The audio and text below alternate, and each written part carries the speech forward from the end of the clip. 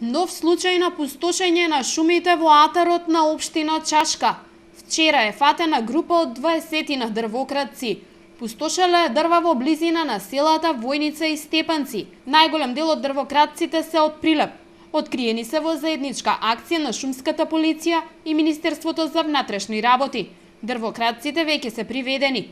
Координирана акција со МВР, ПС Велес и ПС Чашка, извршена е координирана акција при што се фатени 8 возила, дрвократци едно 15 до 20 луѓе, приведени се во ПС Чашка лицата и во текот одземени се 8 пили моторни и количина од 10 метри кубни дрва.